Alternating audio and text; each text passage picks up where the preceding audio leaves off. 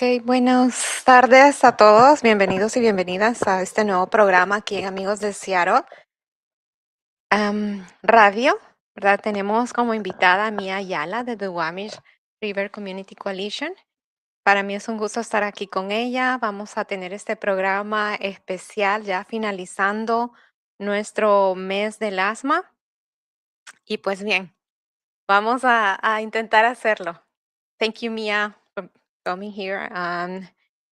Uh, we will finish this program, this month of Asthma Month. And I have some question for you. Thank you. I don't know if you can introduce yourself, please. Yeah, of course. My name is Mia Ayala Marshall. I use she, her, ella pronouns, and I'm the Clean Air Program Manager at the Duwamish River Community Coalition. So I help organize government, academic, and industry partners to ensure that they are working towards and being held accountable for clean air and better health outcomes here in the Duwamish Valley. Okay, thank you, Mia. For those unfamiliar with the Duwamish Valley, why is it such an important area for Seattle? Yeah, I would say that, the Duwamish Valley is a vibrant immigrant and community, and we're surrounded by a lot of air pollution from many different sources. We have the ports of Seattle and Northwest Seaport Alliance, the King County International Airport, and Seattle Tacoma International Airport, as well as 3 highways that straddle our community and multiple industries. Additionally, we have some of the lowest tree canopy cover in all of Seattle. And so, what that means is that all of these exposures to air pollution have impacted the health of community members here in the Duwamish Valley. The 2013 cumulative health impact analysis found that we have the highest rates of childhood asthma hospitalizations in all of King County, and a 13-year life expectancy difference between the Duwamish Valley and wider, wealthier places like Laurelhurst. And what that means is that, we are facing a significant disparity because our community is exposed to more sources of air pollution that are impacting our health. And air pollution is a part of the story. Okay. And what is currently happening with the cement plant, and why hazard raises concerns? Yeah, that's a really good question. So back in December of 2024, the Puget Sound Clean Air Agency, which is the regional air authority for Puget Sound, issued a permit modification and notice of construction for Ash Grove Cement. And the permit modification would remove the 30% limit of on burning tires as a fuel source at the Ash Grove Cement Company. And the permit modification would have allowed for an unlimited, unspecified amount of tires being burned. And we know that tires, when burned, can release toxic air pollution that is harmful to human health. Okay. And how the community organizing around this issue begin? Yeah, we had some community members who knew about Ash Grove and knew about their impact in the Duwamish Valley and in all of Seattle. They're the largest the largest point source emitter of greenhouse gas emissions. And so there had been a lot of focus on Ash Grove throughout the years. And when the Puget Sound Clean Air Agency issued the permit modification, a lot of community members came to us and asked us to respond and submit public comment. And what else about the communities? Communities affected by pollutions are often working class. Oh, sorry.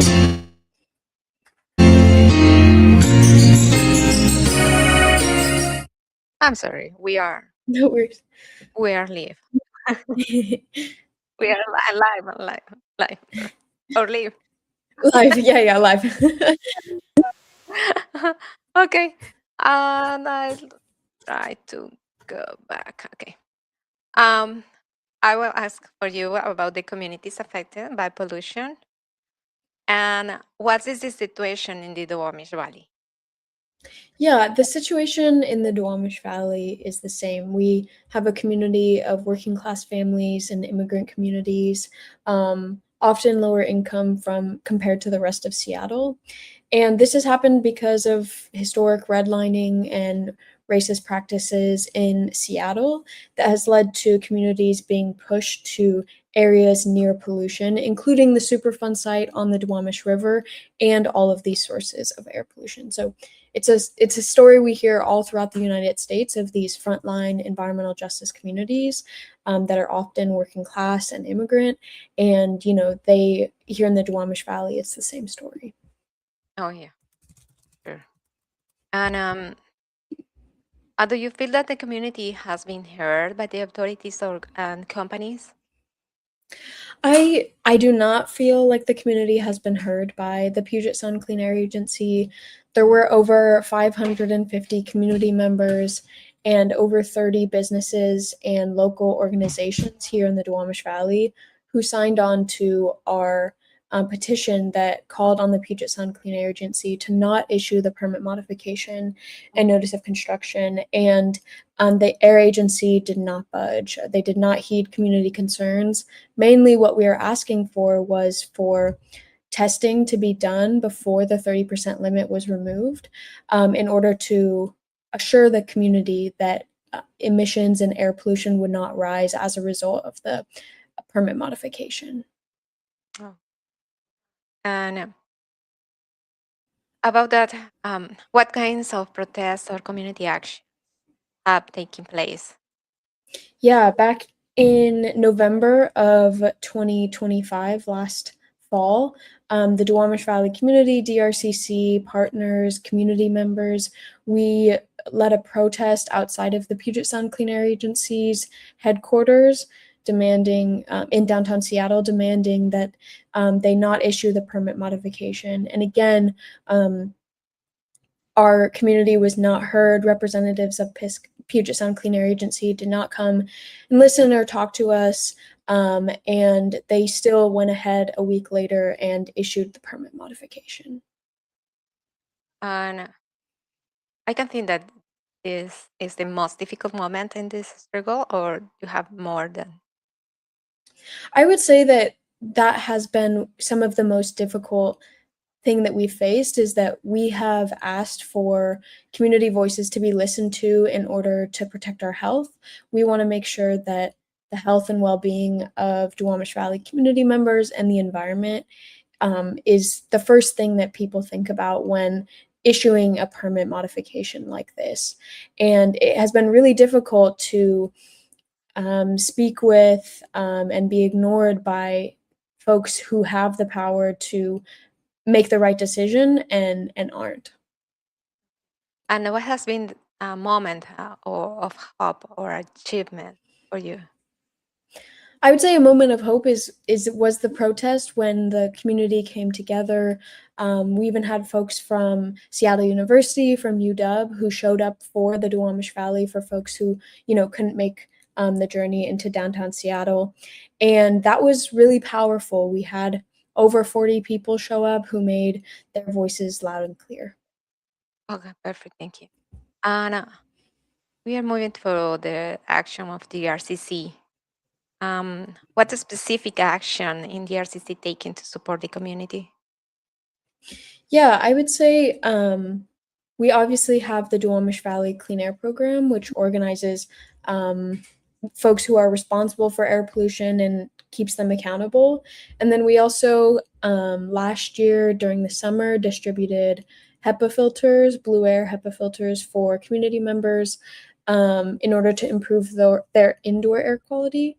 And Mhm. then, as Joseph has spoken about, and you all have spoken about before on this podcast, the Duwamish Air Improvement Study for Youth, which focuses on providing healthy home interventions and box fan filters to local youth who have asthma in order to reduce their symptoms.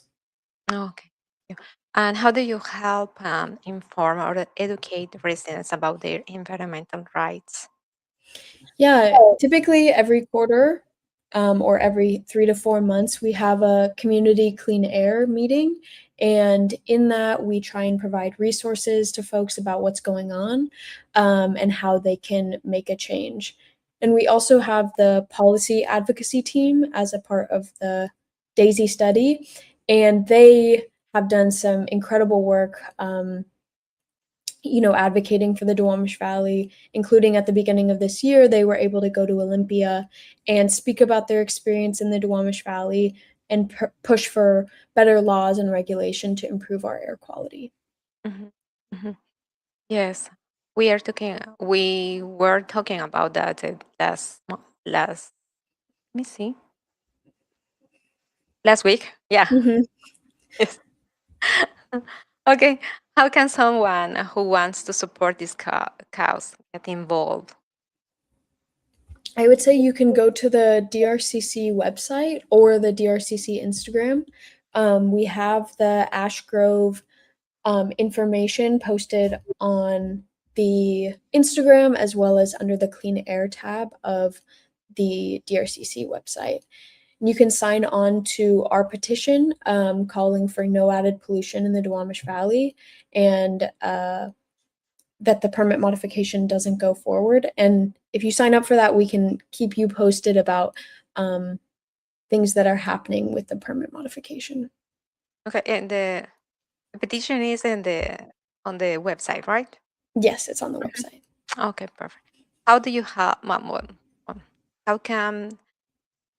how can someone who wants to no, sorry, Mia. No, you're okay. About the change, about the changes. Uh, what changes would you like to see from the authorities or the company, the cement company? I think we would really like to see the Puget Sound Clean Air Agency prioritize and listen to community voices. And in this case, that meant, doing testing before issuing the permit modification to make sure that, air pollution wouldn't rise as a result of the permit modification. And that is just something that we've seen over and over where community concerns, especially with the Puget Sound Clean Air Agency, are not prioritized. And I think that is one thing that if I could change one thing, it would be that for the Puget Sound Clean Air Agency to prioritize our voices. And what does a healthy posture mean for the Duwamish Valley? I think it means that, our zip code no longer determines our health. It doesn't determine if we have clean air, healthy water, and a healthy community. The Duwamish Valley, we envision a thriving community and environment that um, is free from environmental pollution. Thank you. And I know that you mentioned it, that the DRCC website, but um, where can people find more information about DRCC and its activities? Yeah, we have the Instagram as well, and then there are Facebook groups that we are a part of, and we post information on the South Park community and Georgetown community. And then every Monday, we're at the Duwamish River Hub, Community Hub, on 14th and Cloverdale with DRCC office hours, and we're there to answer any questions and to provide support. Okay, thank you, Mia. And I will talk in Spanish. It was- bueno, gracias a todos porque nos han escuchado el día de hoy. Hemos estado hablando con Mia acerca de el trabajo que está haciendo DRCC em, por el cambio o por mejorar pues la calidad del aire. DRCC ha trabajado mucho respecto de problemas que se tiene con la compañía de cemento. Y justamente Mía nos ha estado hablando acerca de la protesta que se realizó el año pasado, November 2025, de protest, Yeah. la protesta del año pasado de noviembre de 2025. Hay mucho trabajo por hacer em, porque no tenemos representación, no, y pues hay que seguir adelante se invita pues a todas las comunidades, tanto en inglés como en español, para que podamos hacer escuchar nuestra voz y que continuemos educándonos, buscando más información. Pueden encontrar más información, tal como dijo Mía, en el website de DRCC y también en las páginas de Facebook y de Instagram. Entonces les animamos a que nos acompañen, a que busquemos realmente la justicia em, del medio ambiente, justicia medioambiental, ¿verdad? Para que tengamos una mejor calidad del aire. Hemos estado hablando todo este mes acerca de la calidad del aire, tanto afuera como el interior de nuestros hogares. Y también el trabajo que realiza el PAT y el CAT de DRCC. Entonces, muchas gracias por sintonizarnos. Gracias a Mia. Thank you, Mia, so much. I don't know if you want to say anything else. I would just say that, we in the Duwamish Valley, we deserve clean air and we can use our voices to advocate for it. Sí, sí, muy bien, gracias, Mia. Igual, vivimos acá en Duwamish Valley.